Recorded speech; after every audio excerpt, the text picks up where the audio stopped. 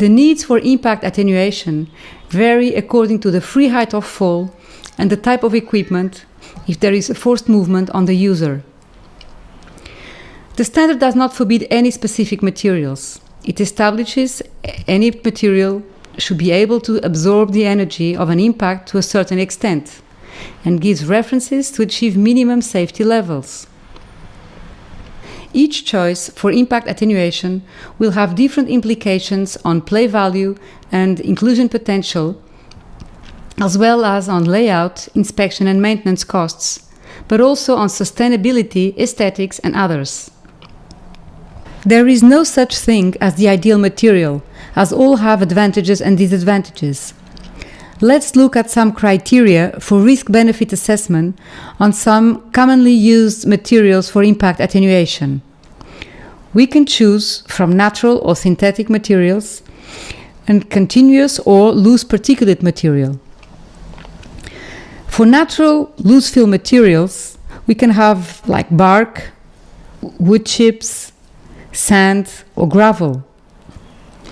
Apart from the impact attenuation properties, which happen through the deformation and displacement of the material, we should look at play value and potential for inclusion, which are high for loose-fill materials due to their affordances in terms of diversity of functions and multisensorial stimulation. Texture, smell of wood, the nice feeling when you step on it, like a little bit fluffy, the padding, or the pliability of gravel and sand that you can dig or that can be molded. Children just love it. Sand and gravel can also encourage interaction and cooperation between children with appropriate equipment. But not all material is suitable. For instance, for gravel, it should not contain dust or any sharp particles. It has to be washed and rounded so that it can properly absorb the energy of the impact. When it comes to accessibility, bark and wood chips are easier to walk on and also for wheels than sand or gravel. But sand and gravel can also be a choice to limit access to some equipment that is not suitable in terms of risk level for less able children and to help keeping the impact areas free from mobile obstacles. It is also more likely to keep adults away from children so that they can play more freely. Grass is another natural material that is considered to be acceptable for impact attenuation for falls up to 1 meter height, although it can easily wear out with heavy use and lose its properties if not well maintained. It also allows for terrain modeling and some accessibility. It has a high play value and potential for inclusion. Grass is also great in combination with other materials and to contain loose-fill materials. When it comes to synthetic materials, the most common solutions are rubber tiles and wet pour or poured-in-place surfacing.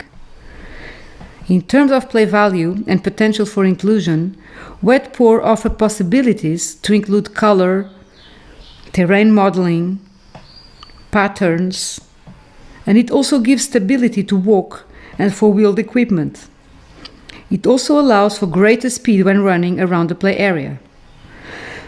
Although rubber surfaces are great for accessibility issues, this excessively easy access may give rise to other risks due to the creation of affordances for mixed uses like cycling, wheeled play, or ball games in impact areas.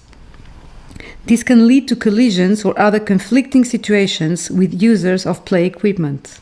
This leveled and comfortable accessibility to impact areas can also encourage overprotection from parents or supervisors, as they may stay too close to children during play.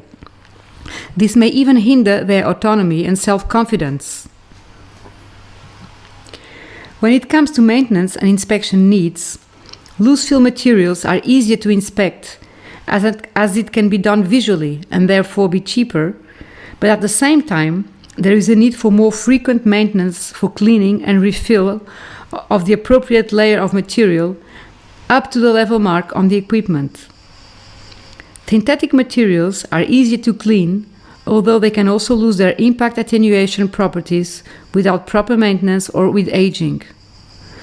Wet poor surfacing may be an expensive challenge to inspect foundations of equipment. For one-post equipment in particular, rubber tiles may make it easier to check stability below ground level. Also, for inspection of the impact attenuation properties, testing with specific equipment will be necessary, which can make it more expensive. As you can see, there is no perfect material, and you will have to make a thorough risk-benefit assessment before you choose, as through the whole life cycle, your choices will have an impact on operation as well as on play value for children.